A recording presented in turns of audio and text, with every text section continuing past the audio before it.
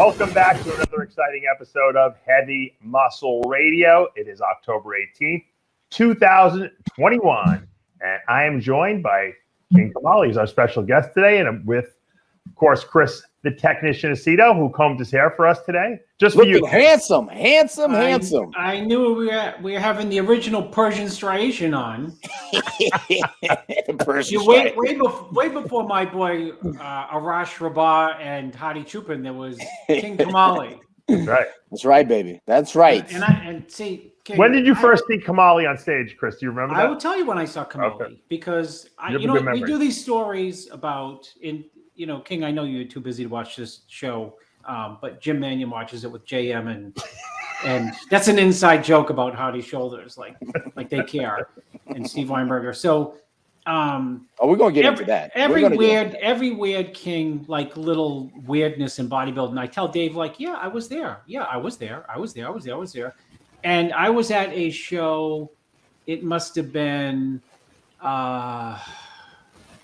I was prepping someone because that's what I was doing, and King Kamali came with a gang of people, and they looked like a cross between bodybuilders and the Shahs of California. What's that TV show? Yeah,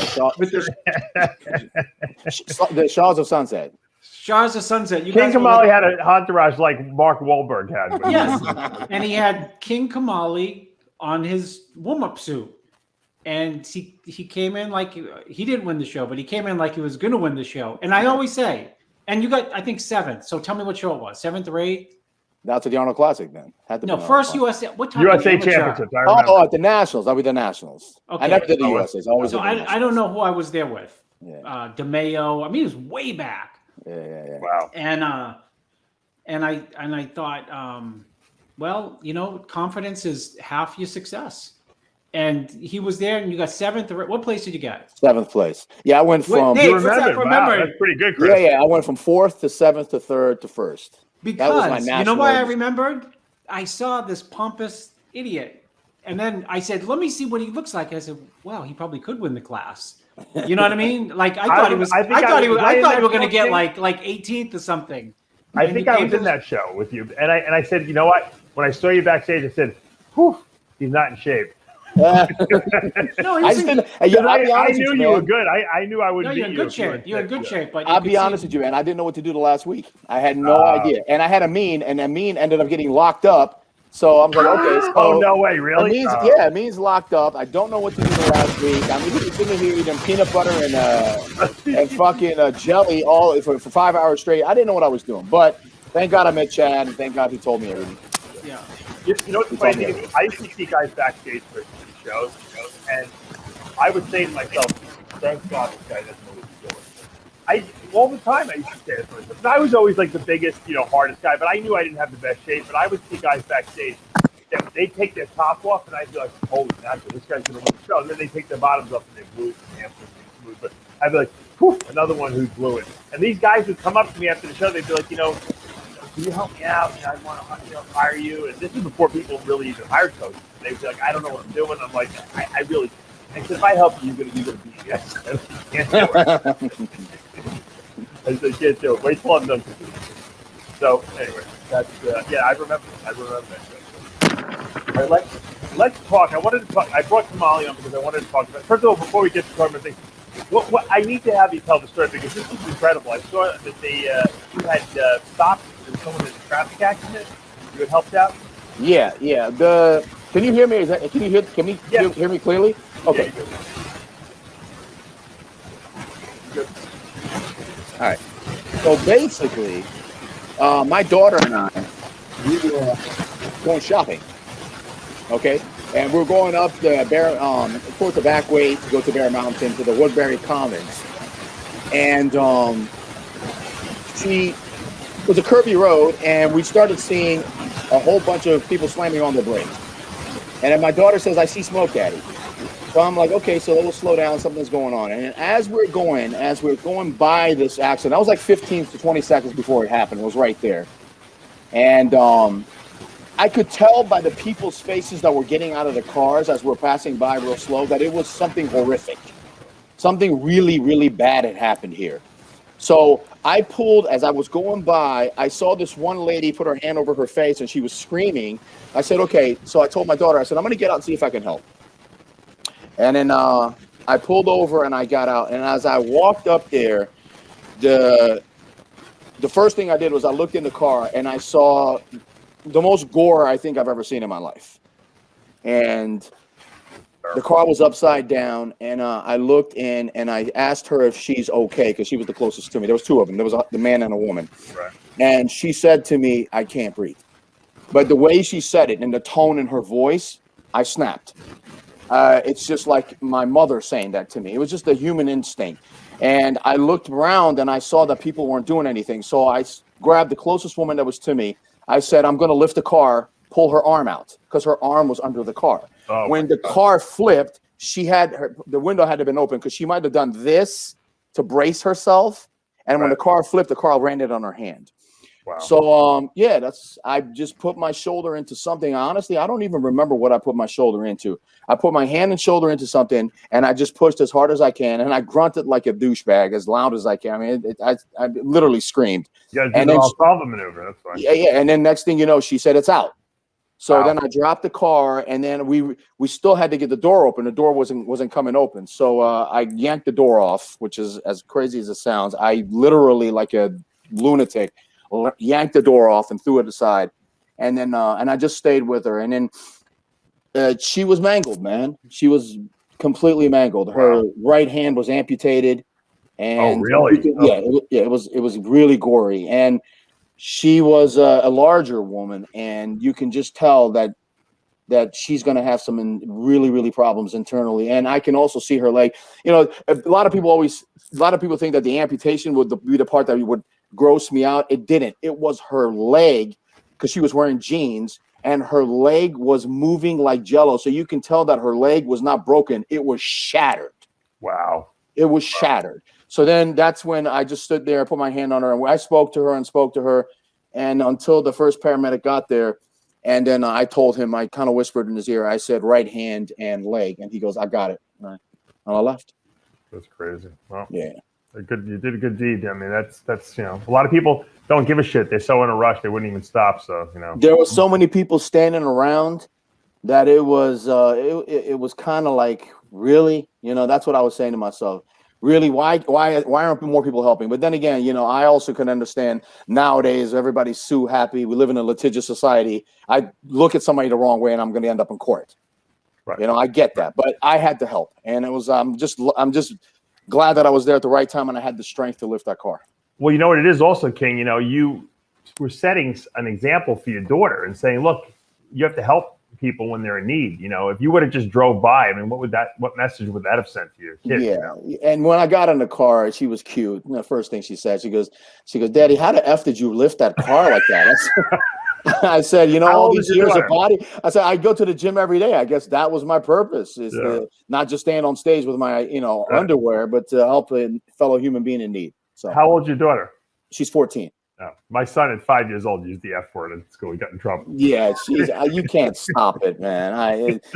There's so much more advanced. For fuck's sakes, if there's something wrong with my phone, I hand it to my son who's 9, and he does this and hands it back to me.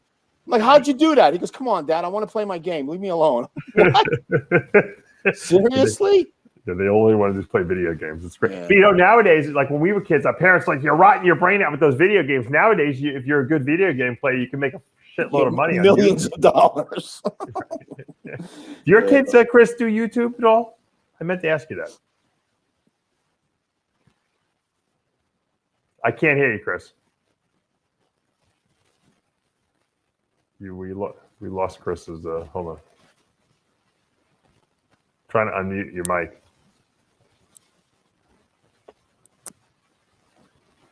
Your mic isn't connected, it's telling me. No. You must have touched something because it was working fine before. It says your mic is not connected. Weird. Maybe disconnect and reconnect. Yeah, I see it too. It's got his little microphone. Yeah, here he is. All right. He'll come back. All right, so we're going to talk a little bit about the Yamamoto Cup. It took place in Italy. I think that was our good friend John Enrico Pica. Yeah. Yeah, he put on that show. He's a good guy. I've been out to that show before, actually. It was they always put a good show on. Yeah, he needs to fix the lighting, for fuck's sakes. Yeah, I don't know why the Europeans have trouble with the lighting, doing the lighting stuff, but maybe they charge. Maybe they give them an electricity bill at the end of the end of the time, and they don't want to pay the electricity bill. I don't know what it is. Yeah, but you're right. We always seem to have terrible lighting. Let's see if we got Chris back here. There you are, Chris. Does it work? Yeah, yes, you're good. The technician. You actually look very good. Your camera's working very well tonight. What do your kids do? Do they have their own YouTube channels or anything like that? No, they don't have their YouTube channels. They just got phones, 17 and 16. I'm saying that I know a lot of kids are into YouTubing. They're not into it. No. They're like me. But they're pretty vocal, right? I know, but they're into their they're into sports. They're still into the traditional stuff, art, sports. A little bit of music, My son scored. Thank God they're not slaves to phones. Because they've only had them. My son scored 4 goals again. They don't play with a goalie, so it's not really really scoring 4 goals. But he still kicked it into the net 4 times. The under 5. He's in the under 5 league. Yeah. And he's just as long as you're fast, you got some kind of skills. You can play soccer. So he's on the sideline. My daughters are there watching him in there. So when he comes out, because they switch, like they put him in for 5 minutes and then they switch, and then the other 3 guys go. It's like 3-on-3. So he comes out and he's arguing with his sisters about the lawn chairs that they're sitting on, watching the game, and he's like crying on the side. I'm like, and so they're like, all right, Logan, you got to go in. I'm like, I tell the coach, I'm like, go. I said, can you go over and talk to him? Because he doesn't listen to me, No. So the coach goes over and says, come on, Logan, we need you. We got to get you in the game. So with tears coming down his face, he runs in, he kicks 2 goals. Nice. Like he's totally my father. He completely turned off the crying, and he was like the sports, star on the field. He's a real drama king there. Nice. So anyway, it's fun to watch that. I'm the loudest guy in the field, as I told you just before. But I have to cheer for all the kids. This way, the parents don't think like I'm just yelling. They'll say you're a bully. Let's talk about this Yamamoto Cup. Nathan D'Ascia wins. The real question is why Nathan decided to do the Arnold UK, knowing that there was going to be a quarantine period where he probably wouldn't make it to the Olympia. From what I ascertained when I talked to him after he won that Europa Cup, or whatever it was called, a couple of weeks before the Olympia to qualify, he basically made it seem like he really wanted to do the Arnold UK, collect that paycheck, and now he just collected another paycheck here at the Yamamoto Cup. So maybe he made a good decision. The Olympia can always happen next year. He's already qualified now. He's got a whole year. They were torturing him with his gym and arresting him. It was a terrible year for him over there in the UK. He was fighting, against the police. Remember, they beat him up. So maybe he just said, screw it. You know what? I'll just collect some money this year. I'll recoup my losses, and then next year I'll do the Olympia. I mean, what do you think? 100% agree. 100% agree with you. What did you think about the way he looked? I'll pull up a picture of him here from the show.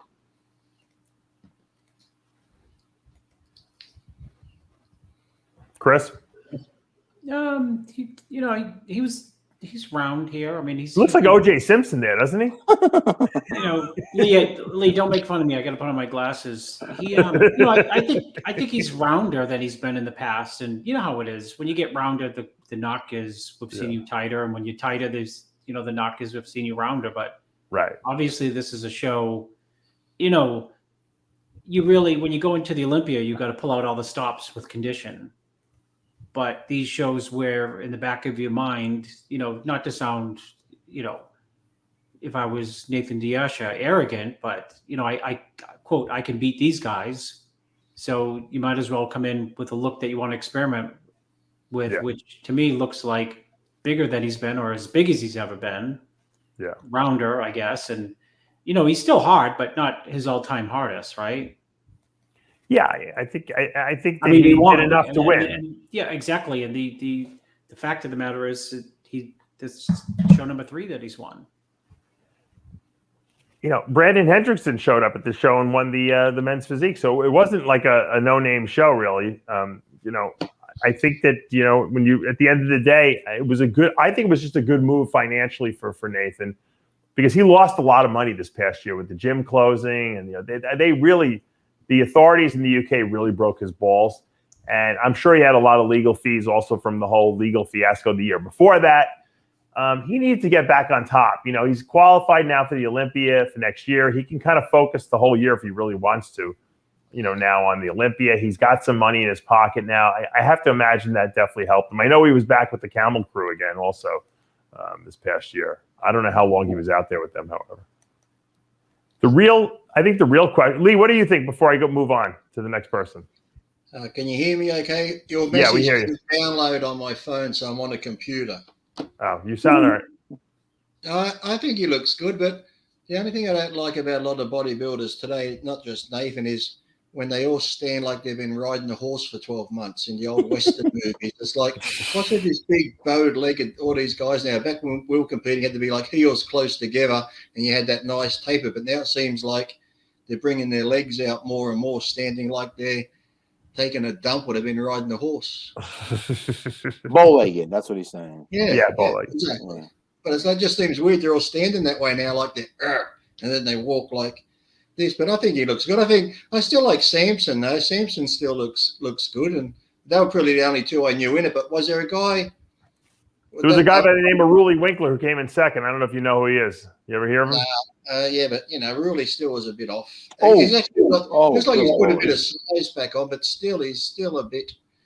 I thought Samson looked better than Ruley if we're going on conditioning and overall look and stuff. And who was the guy that got fourth? Was he from Italy or something? He looked okay. Yeah, Andre Presti, he's good. We'll talk about him in a minute. Chris, give me your analysis of Winkler. What's going on with his body now? Is it an injury that he's been dealing with, you think? And because his legs look a little down in size, from what we've seen in the past.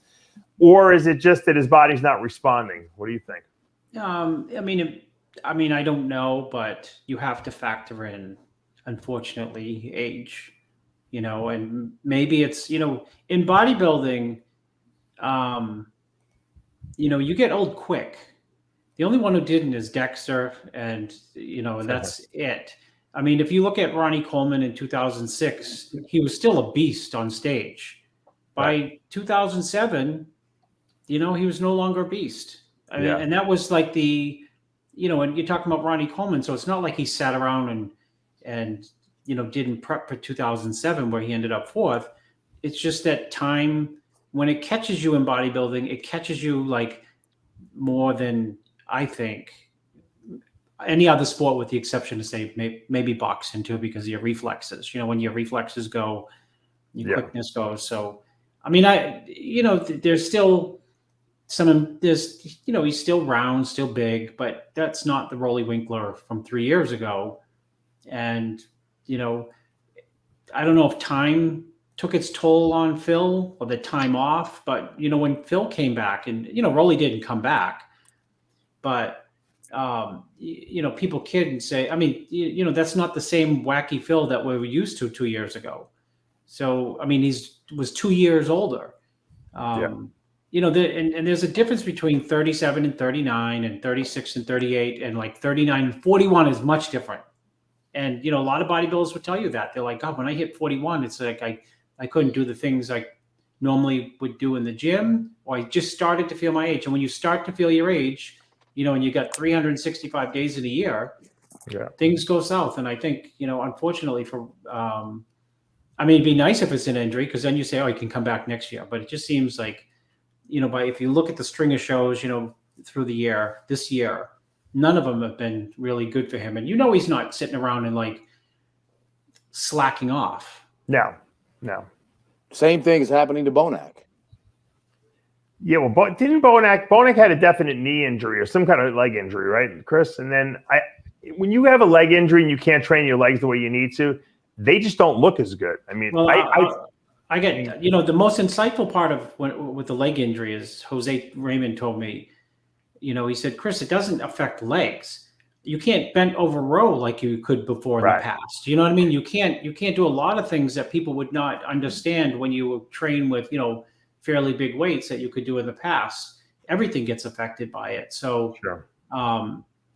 you know, and in that case, maybe it is, you know, maybe it's an injury. And I mean, whether it's an injury, whether it's an injury in age, you know, combination of the both, you know, this is not the Rolly we love to see on stage, because, you know, a deadly Rolly is just, I mean, we've seen him on certain shows, just absolutely freakazoid.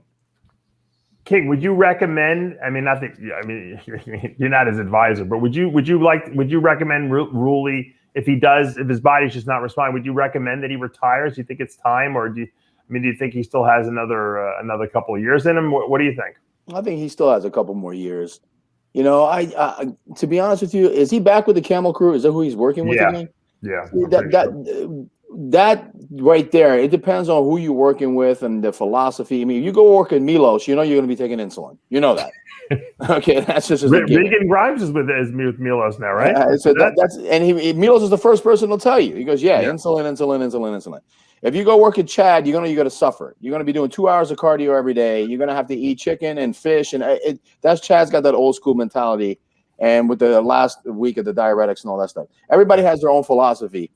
Those Camel Crew guys, I'm telling you from what I've heard from people who've been there, who've talked to them, who are correspondents of mine, they drop the hammer with the science shit. All right, we all know what I'm talking about. There's only so much your body can take. Okay, I mean, Dave, you're an expert on this shit. Sometimes a little goes a lot further than a lot. Look, there's Milos with the Regan Grimes there. So. Oh, you're promoting your mate there, Dave. That's nice of you. Yeah. You know, it's funny. Regan Grimes is becoming the new John De La Rosa. Like he's gone to a lot of coaches, hasn't he? Seems like it. All right, let's. You know, I really like. I got to tell you, it might not be the coach; it might just be them. Yeah, well, I think everyone's looking for the magic potion, Lee. You know that, right? Well, Jesus, how long have they been in this sport for to realize there is no magic potion? The magic potion is up in here and in here. That's it. If you don't have it there, it doesn't matter who you work with. But Chris made a good point too, though. You know, Chris said he used a good analogy when it comes to boxing. There is a certain point where you wake up the next day and you're just not the same person anymore. I remember I was the biggest Roy Jones fan. Roy Jones was everything to me, not unbeatable. He beat Ruiz, and then the very next day, he was never Roy Jones again. Yeah. You know what I'm saying? So it happens. It really does happen. I think even though he was one of my favorites and he passed away, I think Hagler did the right thing. He finished off, and he believes, and I believe he beat Leonard, and he said "fuck you" to the sport and went to Italy and became an actor. That's it. I just watched that fight, King, about 6 weeks ago. Rewatched it. It made me even angrier because I'm from Boston, right? I've watched that fight about 6,000 times, bro. And Sugar Ray Leonard pulled the razzle dazzle. That's all. He razzle dazzled the judges. That's why he won. Yeah. But even when you look back at someone like Tyson, who was just this killing machine, but then he got into, once things went south for him and his mind went different, you never thought Tyson would ever get beat, but then he just started. He couldn't win. King, the Hagler Leonard fight reminds me of a Wolf Rodin showdown in Spain with European judges. They brought them out for a final call, and they asked for stand and relax, with which you can't beat Wolf stand and relax. Right. And the front lat spread, they must have hit 9 front lat spreads. Those are his lat spread, side chest, front lat spread, side tricep, front lat spread. Sean said after the prejudging, where am I going to place? I said, absolutely second. He said, why? I said, well, he said they compared us a lot. I said they could 9 out of 12 poses was the front lat spread. Yeah. So it's like Sugar Ray Leonard the last 12 seconds of the fight, doing the Ali shuffle and last 12 seconds of each round. Yes, I meant each round. It's like the OJ Simpson. The trial took 5 months, and then everyone decided on the glove. If it doesn't fit, you must have quit. That was it. What's the calling? It's true what Chris said too, because it's sad, because it's bodybuilding. It's you on stage. There's nobody else. It's not like a team sport where if you're on a team and you're getting a bit rusty, the team can get around you and still make you look good, or you can just run a bit less or do something. You know, you got all these backup plans, but when it's just you and you've got to stand there and show yourself, or you've got to go fight, when shit goes south, everyone just looks and goes, oh shit, you know. Yeah, it's true. It's true. Let's talk about Samson Dauda, third place.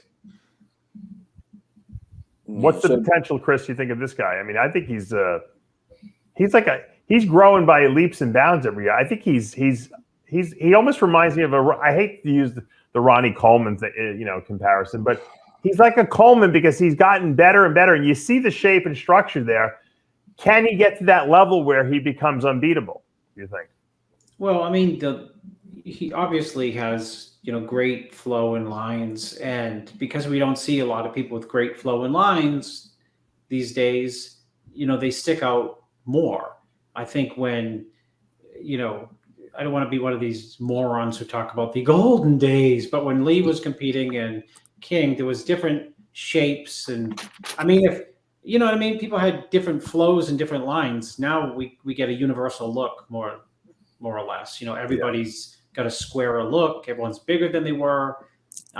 Gut busting fullness. That's what we see now. Lasting fullness, and when you see someone like Samson come around, it's easy to appreciate his flow, and except it seems like they don't really appreciate it as judges. Maybe I'm not there. I can't see the level of conditioning, but I think he's not bringing the conditioning he needs. That's the problem. Yeah. Obviously, he's tighter than Rolly. Yeah. He reminds me a little bit of Johnny Morant in that last picture. And I was just about to say that, man. Johnny Morant, yeah. His conditioning, he should have been second. Definitely should have been second. Yeah, I agree. I think that was a really gift there. Yeah. Well, isn't really sponsored by the company that the show was named after? Is he a Yamamoto? Yeah, he might be a Yamamoto guy. You're right. Yeah. Yes, he is. So, Lee pre-solved the riddle. There you go. We just ruined somebody else. Don't say they jimmied up though, because I don't want to see him not win the Olympia. This whole Hadi Choopan thing with the shoulders and everything like that is gotten completely out of control. And I'm going to tell you why. The thing was, we talked about it last year. We talked about it the year before. It's not like breaking news. I don't see why this year was this big thing, because, like I said, we've talked about it all last year and the year before that. His shoulders were always a bit suspect. I don't know why Hani Rambad, who I actually like, I get along with him. I don't know why he went on this whole rampage as if we pointed out something that no one had ever seen before, and that we were the reason why he didn't win the Olympia. I mean, it's ludicrous. I mean, even Bob Ciccarello agreed, on his little Instagram story he did, that those shoulders are distracting, and he made a good point. I don't like to give too much credit to him, but he made a good point. The point is that everyone injects body parts, whether you use synthol or steroids or whatever you're putting in there, nolodal, Essicline, it doesn't matter. If you put stuff in your body parts and no one can those? tell. I've never heard of those. Could you? I know. Yeah. If you put the stuff in there and no one can tell because it looks good, then you're going to get away with it. The judges know what everyone does. But if it looks like you stuck a tennis ball in there, or you stuck 16 marbles in there, they're gonna mark you down on it. That's how it works. It's not whether people do it or not. Everyone does it because you have to shoot the gear someplace. If it looks terrible, you're gonna get marked down. You don't need me and Chris and Kamali and Lee to point out the fact that Hadi has some kind of suspicious lumps in his shoulder. It's all here. Now what he should do the following year is put it all in the rear delt and the front delt. It'll just look like a big coconut. But you know what? The reason why Hadi didn't win the Olympia is because Ramy was better than him. It had nothing to do with the shoulders. Do you agree? I disagree. I think you do.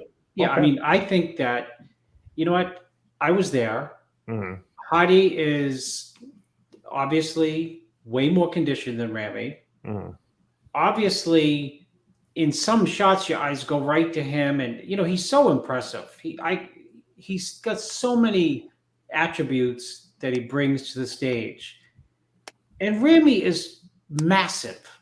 So the knock against Ramy has always been he could be tighter. Even here, like in prejudging, you tell me, Kamali, what you thought of what he looked like in prejudging. But I thought he was like, God, marginally hard. Just I didn't think he was going to pull it out. But Chris, you know, Wait, every Dave, year, Dave, hold every on, year they Dave, always hold give. on. Oh, okay. I'm giving the analysis. My opinion is that Hadi was diamond. Hadi was in Olympia level conditioning, like true Olympia level conditioning, like the top 3 in the 212, like blazing saddles condition. So your eyes, a lot would go to him when they're compared to, let's say, Ramy. But if you take a deep breath, and even if you want to be critical of Ramy's condition, which I was, especially in prejudging, it was like I don't think it was enough to get by Brandon. And he was tied up for the second night. But he's so damn big. You know what I mean? He's so big that if you're judging, as much as you can appreciate Hadi, I don't like, okay, if I look right, look left, think like it's still a bodybuilding show, so I can easily see where Ramy gets straight first at the night show because he's, quote, hard enough to get by on that mass. What do you think? What are the guys who've been on stage recently? Dave, then you, Dave. I'll take over the show. What's Kamali then? All I'm hearing is Chris saying that Hadi looked fantastic and looked great. So all I hear is Chris saying that he cost Hadi the Olympia title. What do you think? His conditioning was exactly what Chris just said. And I said it on my Instagram live when I went on there the other day. I said the only person on that stage that had Olympia conditioning was Hadi. Second place would go to Nick Walker. Okay. Nick had great conditioning too. He could have been a little bit tired, but then again, he's young and he's gonna mature into that. Right. But now let's do the but. Now here we go. Now here we go. The Iranians sending me death notes and death messages, and they're gonna kill me and my family. No, you fucking morons. I am an Iranian man. I was the first Iranian to ever step on the Olympia stage. Half of my blood, half of my heart is still in Iran. I loved you Iranians. I love everything about you guys. And I told Dave this a while back. I said, there's a bunch of Hadi Choupans running around in Iran. Nobody's even heard of them. And I'm telling you, there are a bunch of Hadi Choupans. I've seen it with my own eyes that are just as good, if not better than him, that are walking around in Iran. And they're going to come out of the woodwork and they're going to surprise the world. But how I see it is this. I see it as, if this was the NPC Nationals, okay, and Ramy was the super heavyweight, and Brandon was the heavyweight, and Hadi was the light heavyweight, Hadi would win the overall. If this was the NPC Nationals. But this is not the NPC Nationals. This is the Mr. Olympia. Muscular, it's a whole different fucking ball game. Ramy is too big. Ramy is too muscular. Brandon is too round. Brandon has improved so much. It's not just a conditioning game. Is Hadi amazing? Yes. Fantastic. Great. Conditioning. Everything is there. But I still had him in third place. That's the best. Honestly, that's the best analysis. He would have won the Nationals. Hands down. Yeah. It's weird, right? But this is a different show. I mean, it's still a muscle show. And, the tradition, too, is, I said on the show a couple weeks ago, was Coleman, Jay, Dorian. I mean, the tradition has been overwhelming muscle. And, Phil, of course, had overwhelming muscle in the muscle bellies. He wasn't the biggest guy on stage. He wasn't wide, like, big like Ronnie, big like Ramy, big like Jay, but like Dorian. But he had the crazy, crazy, crazy roundness. So, here. So thank you. So if I get death threats, I will say, go get King Kamali. Here's his email and home. Here's his Google address. You can Google Earth him first. There's no need for fucking death threats, and it has nothing to do with his fucking shoulders. We're just critiquing physiques, yeah. Everybody up there had fucking side injections all over their fucking bodies. Absolutely. Everybody from head to toe. I could see spot injections from head to toe. Okay, Hadi has him here and has him here. Okay, congratulations. Right. If Hani, I'm going to say this right now. If Hani has a problem with this, then I have a problem with Nick Walker Why? Then I say, Dave, it's your fault. You brought up his varicose veins. That's why Nick Walker got beat by Hunter LeBron. Actually, Arnold brought up his varicose veins. Blame Arnold. It's Arnold's. Yeah, it's Arnold's fault. You know, the judges don't give a fuck. They're looking at the Arnold's already getting the death threats for the freedom talk. Now he's going to get it from Nick Walker's veins. What I was going to say is we've seen Phil Heath, lose to Roden in what was it, 13? Really, that prejudging, but somehow came out of prejudging 1 point ahead. Yeah. We've seen Jay, do the same thing, okay, and come out. So they always give. It seems like they always give Mr. Olympia, even though they lose prejudging, they almost like give them the benefit of the doubt, and then they say, "All right, we'll judge them at night." And obviously, Phil used to come back better. Jay came back better. And what's his name? Hadi. Big Ramy came back better. So I agree with what King said. I think Ramy beat Hadi because he's bigger, and he's the reigning Mr. Olympia. The good question would be if Ramy wasn't Mr. Olympia.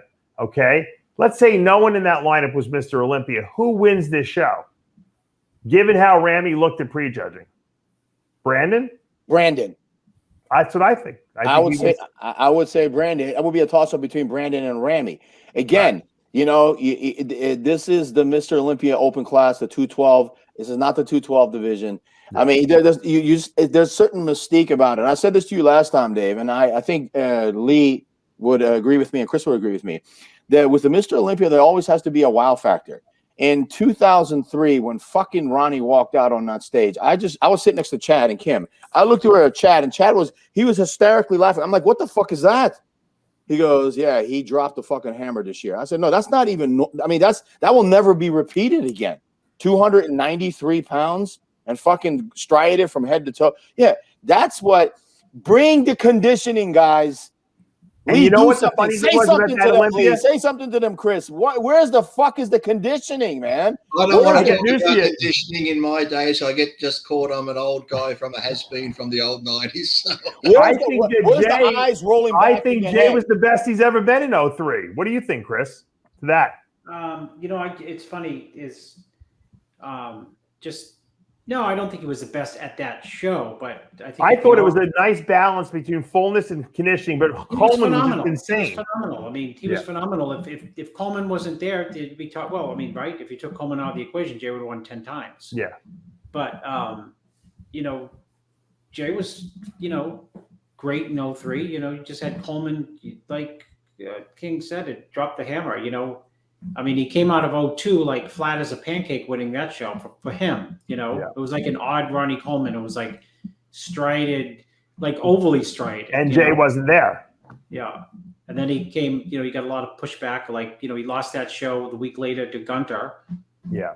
And then he just probably had went into his garage, ate 400 pounds of chicken and KFC masterpiece a day for the next 364 days, and he came out a science experiment.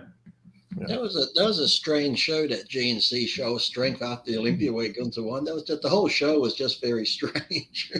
It looked like it was set up for Gunther to win it. It looked like it was like a Joe Weider GNC collaboration special. Yeah. You think Joe didn't make one phone call between the Olympia to someone and the GNC? I guarantee it. I'd love to know the true story behind that show.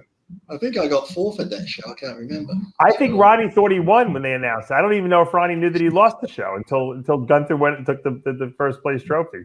I got a question real quick, a little bit off the subject. This is for Chris. Chris, since you're like in the head of the top gurus and helping all these guys, and you're still in the mix and doing what you're doing, what is it with the conditioning now? Is it the insulin factor? Is that what it is? Because the way we did it, I've said this many times before. I didn't do insulin. Chad, he never told me. He said, don't do insulin in the off season. We only did a carbon up the last 3 days before the show.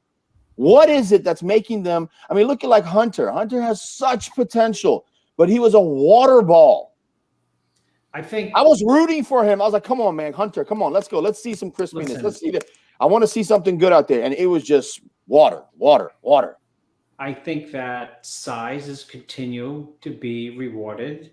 And because it's continued to be rewarded, people try to walk a fine line to be hard enough and bigger.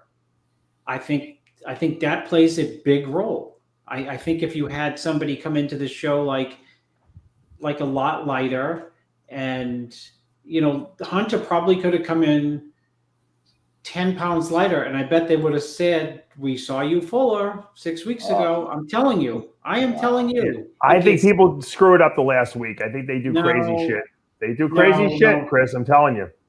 They do crazy shit. Well, even with a pedigree like his father, well, he was Mr. Consistency. Right, Lee but his was father liberal. even said, he goes, I don't do anything with Lee's diet. I don't get involved. He helps him with the posing, but Hunter's got a coach. I don't know. I forget who helps him, but I mean, there was some, it's. I mean, you tell me what you think it is.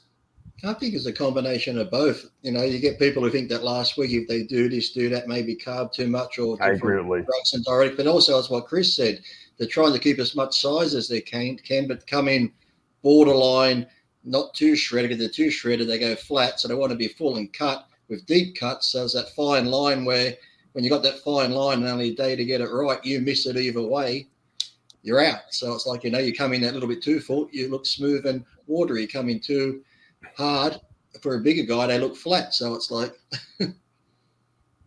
Hunter told me when I interviewed him that, his metabolism is so fast that he has to eat a lot of dense foods. In other words, he'll eat like McDonald's and he'll have like the cheat meals like every day almost, like sometimes, just to keep himself full. So he doesn't have to eat huge quantities of food, because then he doesn't want to blow out his waist, and which I thought was a smart move, because he's thinking, more dense foods, less volume, better waistline. I think that, maybe he abandoned that, prior to the show. I don't know. Maybe he, tried to do a clean carb up, to fill out more, and, maybe it just didn't work. Sometimes you could over carb that way. Some guys just look better on more fats and a little less carbs. You never know. People do strange things at the very last minute, like thinking they're going to get a little bit more fullness or a little bit better. And sometimes I always tell people, I'd rather be 98% my best than go over and spill over. You know what I mean? You're better off not shooting for 100. Shoot for 97, 98% every single time, and I think you'll wind up placing better in the long run. Your averages will be much better. The reason why I brought that up is because it was his father. It was Lee Labrada that cornered me in the Mandalay back when we used to do pie filling. I know. And he would say to me, and he cornered me, and I was like, "Wow, I can't believe it." Lee Labrada wants to ask me a question, and he's like, "What is with all this pie filling nonsense and?" Why do you guys do all these drastic things? And I was like, I'm not sure what you mean, sir. And he goes, if you look good 1 week out, why don't just keep doing what you're doing? I was like, right. I don't know what to tell you. That's just what we're taught to do. You do Chad worked with a group of guys that were genetic freaks. I mean, let's face it. And they can handle stuff like that. Their bodies responded well. Most of the bodies did. You do that with a regular guy, who doesn't have that insane metabolism, and they're going to spill over really bad. And I'm sure Chad would be the first person to tell you that he's made mistakes with people, overfilling them with, or giving them too much, and he probably had to, change up. I'm sure Ramy's that way. You can't fill Ramy up too much. If you do, he probably carbs up on, on one bowl of rice. You could fill this guy up. The amount of food that Chad had us eating the last 3 days was insane. I thought I was the only jackass that wasn't. I mean, I used to plug my nose and just try to swallow the food by shoving it. I couldn't do it. Then I went to Ronnie's room at the Arnold Classic, and I saw half the food was in the trash can. I swear to God. And I said, Chad, he's throwing his food away. He goes, "Oh, that's Ronnie. He can get away with shit like that. You got to keep eating your food. Get the fuck out of here. I'm not eating all that. Who eats 2 cans of pie filling, 2 bananas, 20 dates, 2 bowls of oatmeal, and 8 ounces of chicken?" And people wonder why our stomachs was out the fucking here. Well, that's what Hunter said. He didn't want to, he found a way to do it with less volume and more. Fucking assholes with their fucking bubble gut comments. I swear to God, man, I wanted to punch these fucking people. Why don't you eat 2 fucking cans of fucking pie filling and see what happens to your fucking stomach, asshole? Yeah. I did it the old Labrada way. I never changed anything. I started my photo shoots 2 weeks out. The last few days, I cut back on my water, and that was it. Because the lowest I went on carbs, though, was 250 a day. Maybe a day before the show or 2 days, I might have gone to 300. That was it. I never carb loaded ever in my whole life. I just ate the same food right up to the show all the time. Right.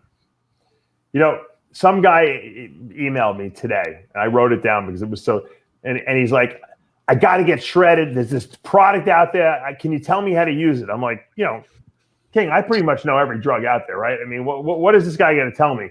He's like, it's called Nuke. I said, Nuke. I said, like nuclear? He's like, yeah, N-U-K-E. You know what? You don't want to know what's in it? It's an injectable. It's got 100 per cc. It's got 150 milligrams of DNP, 40 micrograms of clenbuterol, and 5 milligrams of yohimbe. And he wants to know how to inject this. I said, I'm going to go on the record. What could possibly go wrong with that? Yeah. Oh, yeah.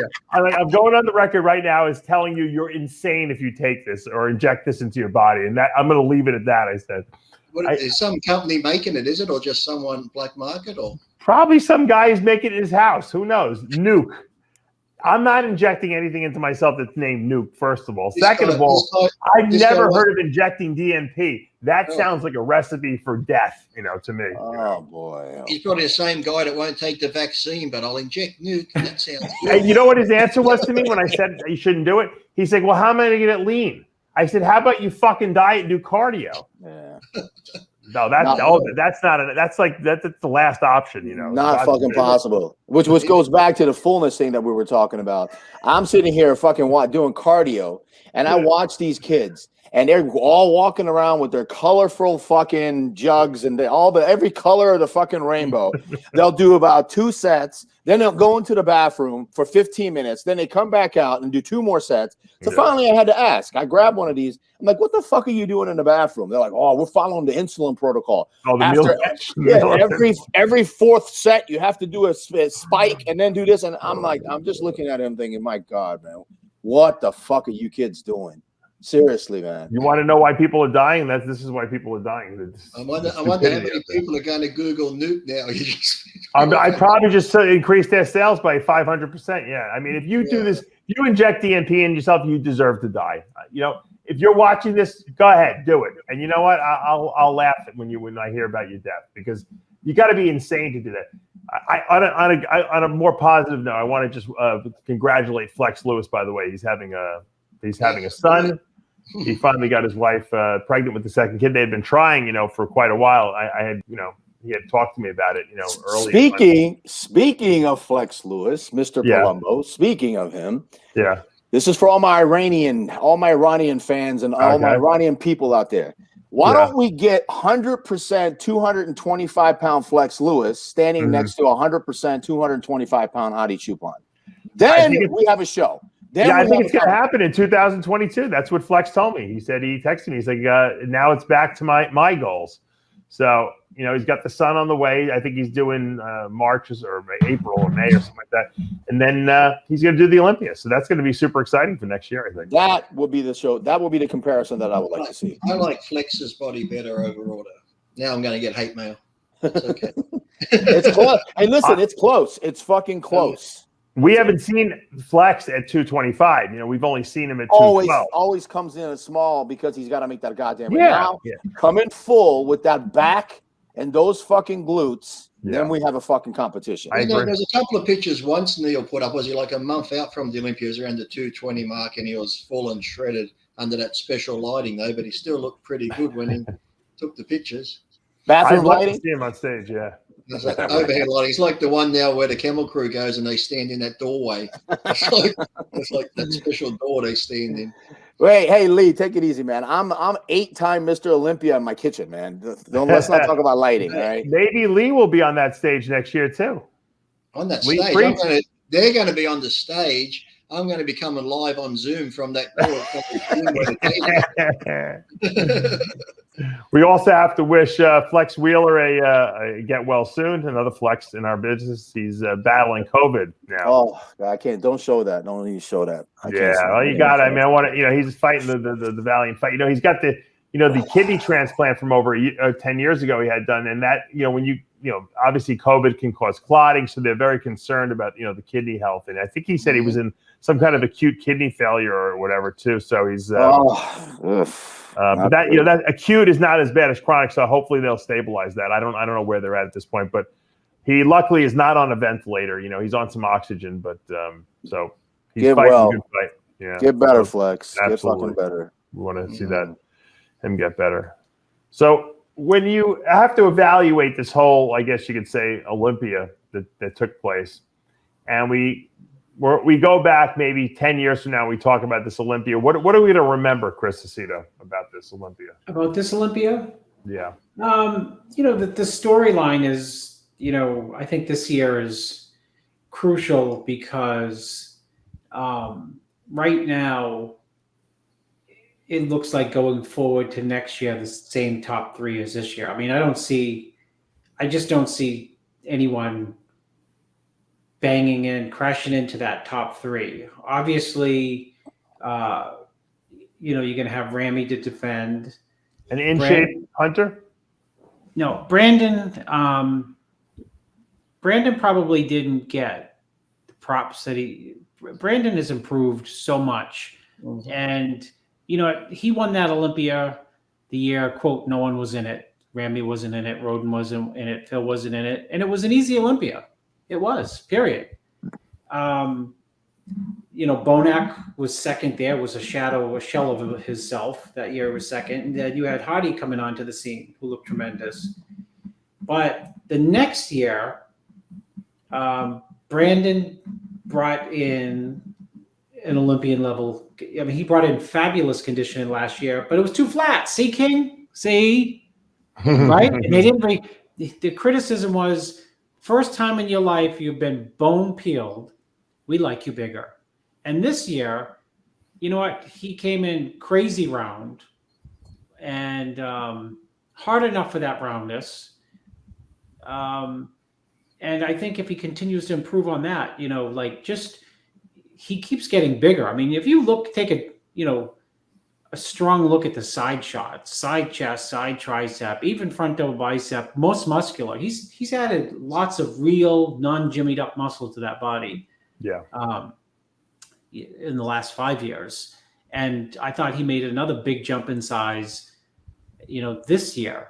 I think the going forward, you know, I know 10 years, God, that's a long time, Dave. I'm not talking just one, you know, the storyline of the show is those three. I mean, 10 years from now, we might be, I'm sure there's going to be people, someone in the Olympia, you know, who's going to move up. We never thought would move up because that's the way the Olympia works.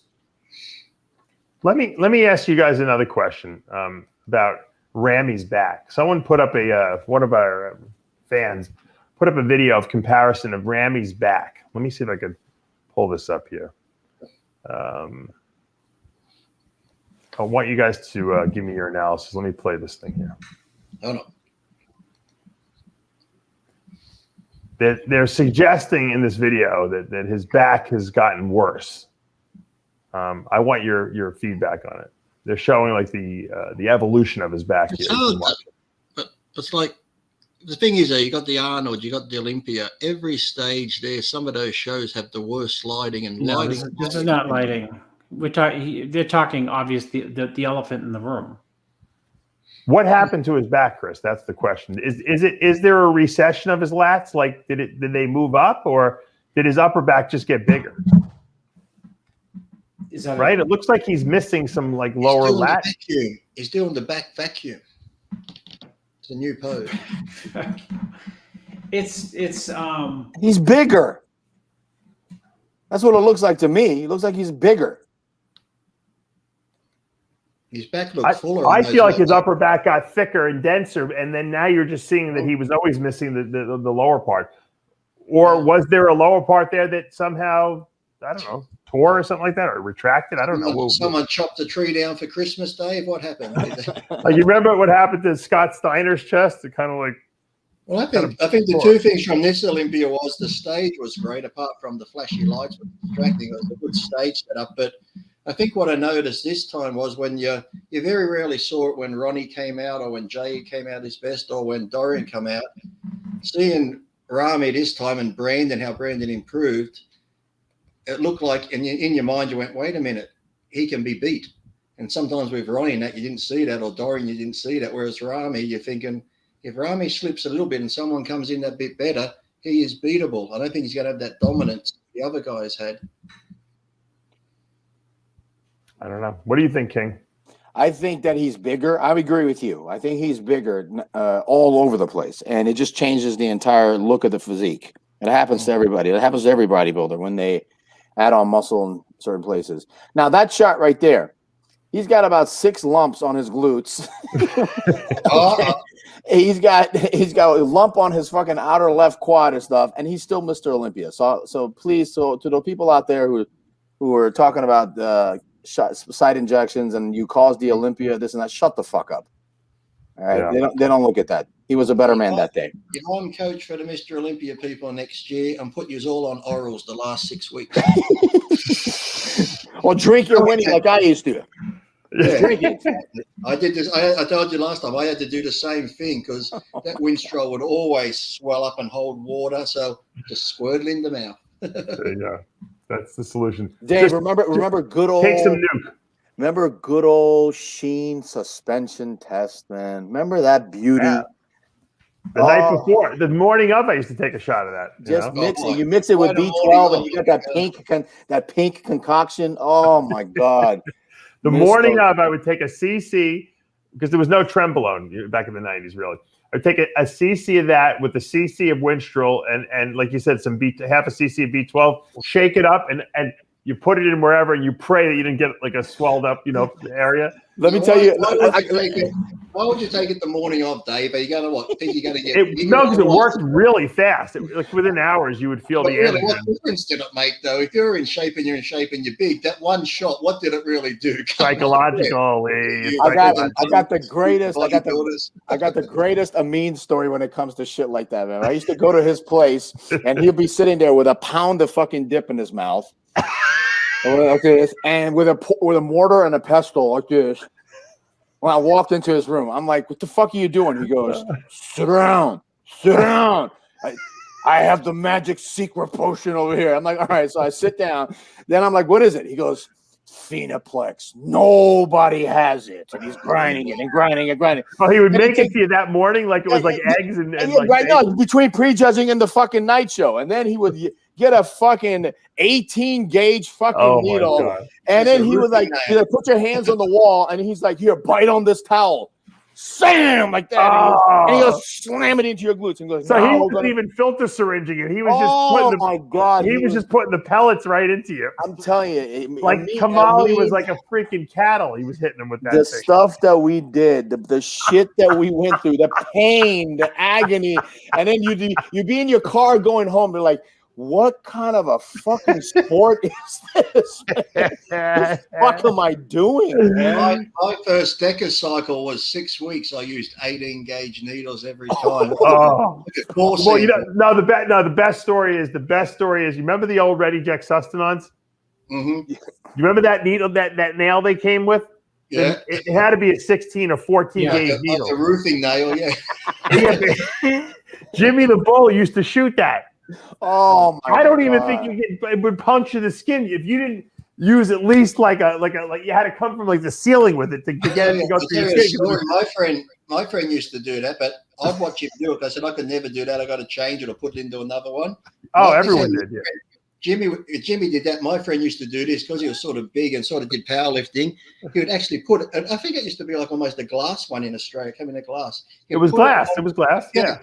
He put the syringe against the wall because he couldn't do it, and then he'd just back up onto it. And as he's pushing it, I think Jimmy does that too, actually, because he couldn't reach back there. Yeah, he'd just put it against the wall. So when he puts his ass on the needle and pushes back, the wall would push the plunger. And I'm like, "You idiot." Fucking shit that we did. Nowadays, they nuke it up. That's all. They just do the nukes, right, Chris? Nuke it. Hey, so I was thinking, next year's Olympia. Imagine because I think Rodin's trial is this year, right? From what I hear, coming up. It's right after Aaron Singerman's trial. Yeah, it's probably going to be in the beginning of the year. There's a possibility that we could see Rodin back in the Olympia this year if everything works out in his favor. Imagine Flex Lewis, Rodin, Brandon, Ramy, Hadi, Labrada in shape, Nick Walker. I mean, what a freaking lineup that could be. Jay Cutler's looking good lately. Jay Cutler, I'm throwing him in there. Kai Green will pretend he's going to enter the show too. He'll say Kai will send me a video like at 3 a.m. one night. Lee Creasy's doing the 212. Dave, you know what the funniest part of that is? What? Kai will entertain for Dan Solomon. He'll go through the dance, and Dan will get suckered into it one more time, even though he say like, "No, Dan will not get suckered into it. I'll get done. suckered into it. I'll put up anything Kai sends me. That's just the fun of it. One of my best friends works out at that gym, and he said he calls me all the time, and he said he saw in the past, just 2 months ago, he said Kai was dwarfing Blessing. He said today was the first time he saw Kai after 2 months because Kai's been away. He said today Blessing was dwarfing Kai. Really?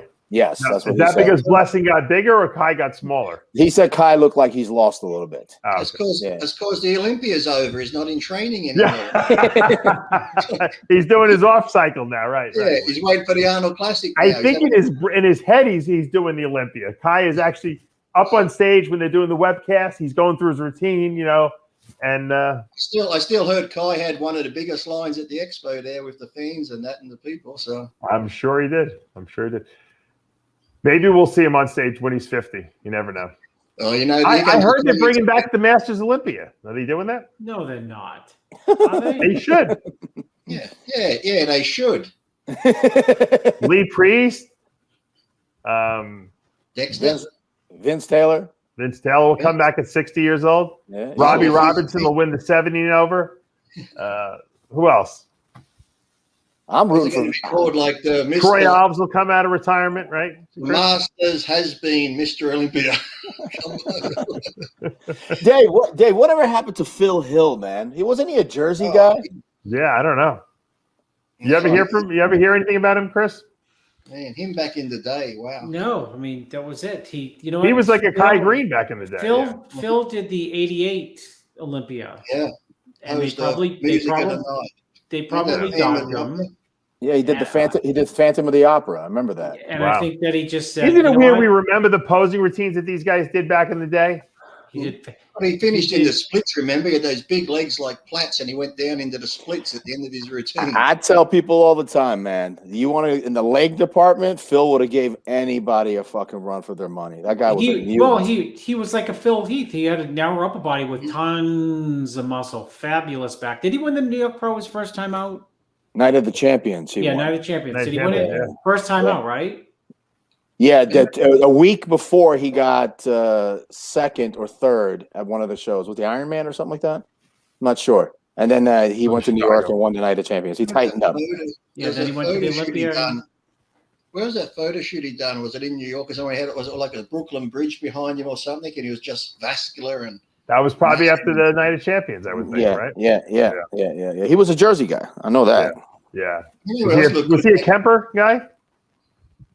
I don't know. Was he a Diamond Gym guy? Probably Diamond.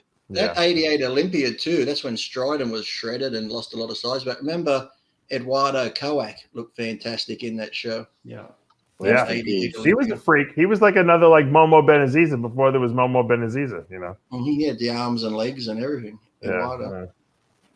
All right. Well, we're going to wrap this tea party up here. King Kamali, thank you for joining us and giving your Persian insights. Of course. Give me the address off air, King, so I can give the when I get the death threats. I can forward them. No, give them to Lee Priest. No one will go to Australia. You can never get out of that. You want death threats? How about answering this? 100% Roden, 100% Hadi. Who wins?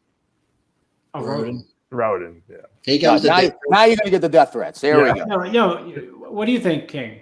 Who wins the Olympia next year? Given that lineup, No. I wanted to hear the Persian striations. I want to hear the original Persian kings. I think if you look at the complete body from head to toe, Roden would be the champion. But I know for a fact Hadi had said very derogatory things about Roden when Roden won the Olympia. He said he didn't like his. Yeah, he said he didn't like his physique. He doesn't like anything because he's not a mass monster freak. Right. Well, but you know what, King. The thing with Roden is one, 5 weeks out he's dead last. 3 weeks dead, and maybe in a tank top 2 weeks out he's dead last. But But he has the absolute perfect tie-ins under the light. Illusion, yeah. That makes him look, I always hear people say, oh, this guy, you make him 10 pounds bigger under the lights. He looks legit 10 pounds bigger under the lights. And what I think people overlook is got good legs. Sean is a big guy compared to a lot of these guys. He's wide like Labrada with a way smaller waist and smaller hips. You know what I mean? So he's no bigger than Labrada, really. But he's got really good legs too, though. That's what a lot of people. But he's got know. way smaller, waist and hips, which create the illusion of. I mean, I don't think they're in the same. Would Roden still be Mr. Olympia if that whole rape thing allegation didn't come up? Would he have won the last 3 years? Yeah, talk about apples and oranges with fucking Lee Randy Priest. and Roden, man. Wow. What do you think? It would have been a good show. It'd be hard to say till you see them all up there, but definitely. He wouldn't have lost to Brandon that first year. Would he have lost to Ramy last year? He would have been As Mr. Olympia. Sure. But isn't it funny what Chris said? Someone like Sean, they'll say a week or two out, oh, look at him, he's smooth, he's not going to do well, he's going to come last, but then he can win it. And they said the same thing when Ruff put up, though, was it who got second, the Chris Bumstead? Ruff Diesel, yeah. Yeah, when he put his pictures up just 2 or 3 weeks, everyone's like, oh, he's not ever going to make whatever. Then look, come Joe Day. So we can see these guys who you look at them, you go, oh, they're not going to do well. They come in and win it or look fantastic. And then we see the guys who a week or two out, they're going to win it. Come the day to show, they look shit. I think Roden would still be Mr. Olympia right now. Sean made me a believer when he was getting when he went one-on-one against Wolf. That's when he made me a believer because I looked at that video over and over again, and he was hanging with Dennis in the muscularity rounds. Okay, forget the shape and all that stuff because they both have beautiful, but in just the muscle, he was there with him, toe to toe, going back and forth. That's when Sean made me a believer. He's got better glutes and hamstrings than Dennis Wolf did. That's why I thought he was going to beat him in a lot of those shows. That he didn't win. But then again, going back to what we started this conversation with, you wake up one day, Dennis Wolf is Dennis. The next day he's average. You know what? He had a neck injury. How it happens? It's a part of bodybuilding. How would the all-time best Wolf do in this recent Olympia? Because he'd be Mr. Olympia. He'd be Mr. Olympia. He'd be Mr. Olympia. Yeah. I used him as a litmus test of. It's weird because you want to talk about a smoking Olympia. 2015 was a smoking Olympia because Wolf was phenomenal, and I think he ended up fourth. But you had Dexter, Roden, Phil, and those guys were in Olympia level conditioning for that show. Even 2007 Victor. I always say 2007 Victor was very, very, very hard to beat. Yeah. I mean, that was an amazing looking physique. Everybody has that, they have the peaks and valleys and stuff, but I hope Sean does. I hope he comes back. What? The people, King, that have the most drama in their life are the least consistent. No one has more drama than Victor Martinez in his life. And I love the guy, but he's got too much accidents and terrors. He's got a black cloud. Yeah, he's got a black cloud over his head. That he's one of those guys that, like, Sean Roden's another guy. Too much drama going on with women and just he got sick and he should, if he didn't get involved in whatever that case was, I truly believe he'd be Mr. Olympia right now still. I don't think he would have lost the title. Well, let me say one more thing before we wrap it up too. I think I have a feeling that if Ramy comes in like he did this year at prejudging, I think that he will lose his title next year. They're not going to let him slide again. That's what I feel. Phil came back better at the night show like 3 years in a row. The thing with Phil is Phil would come back. Phil would just come to prejudge and having lost his mind condition, and you'd be like, but he's not big today. You know what I mean? And then he'd I don't know what he'd do, eat 3 pizzas, and the next day he'd come back he did that in 15. Yeah. I thought there's no way he's coming back. Next night, the second he came out, I was like, God, he looked better the next day at the gym, even. I remember you sent me the picture, Dave, the next day in the gym. That's right, and he looked like a world beater. Cartoon. Yeah. Hadi has. I know this because I'm Iranian. I know the Iranian genetics. I don't know, and I don't want to guess and stuff. But I would say what I think. My opinion is after prejudging, Hadi went and ate kebabs kashka badam June.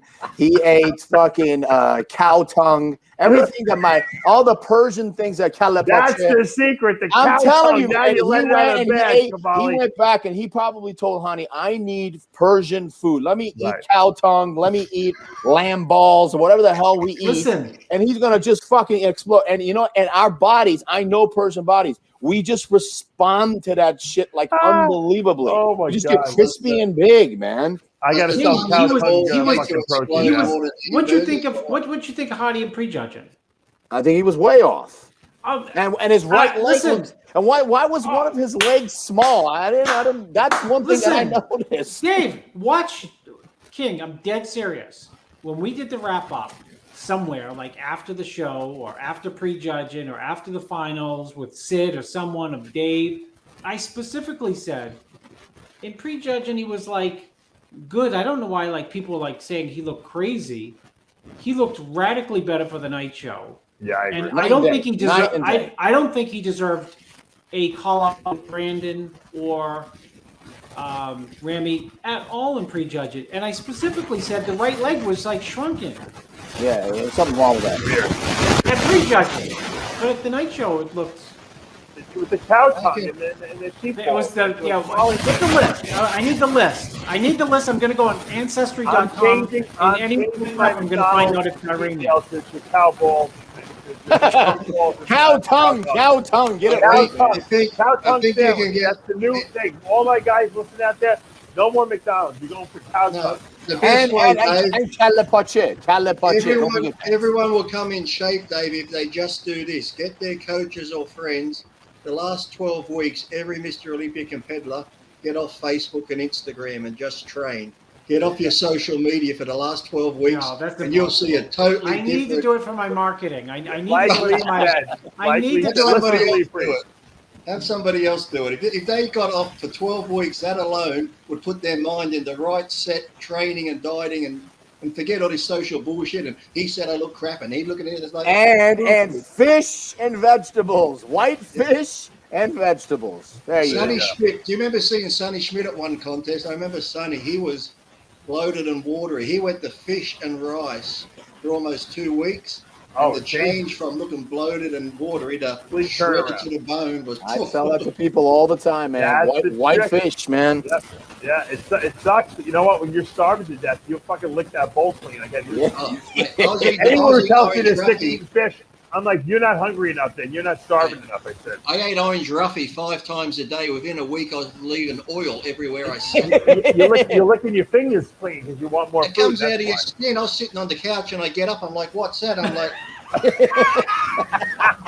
I was just leaking out of my ass. And then when you sweat, it's like... Hey, Lee, did your nipples ever leak oil? Just out of curiosity, man. That's prolactin. I don't think I never had that there, but just sitting on the seat, I got up and I'm like, what's that? I'm like, oil from my ass? I'm thinking if I was a homosexual, I'm pre-lubed, ready to go. You can fart, and you'll fart a quart of oil out of your ass. Yeah, but I was trained at the gym, just sweating in the gym like clothes, like my shirt smelled like fish, everything. Yeah, that's disgusting, man. I think that what happens, you don't even absorb the oil from the fish. That's the problem. Yeah, all right, I got to wrap this up. I know Lee's just having lunch over there. We got to go to bed. I got to drive kids to school tomorrow. Thank you, King Kamali. Thank you, Lee Priest.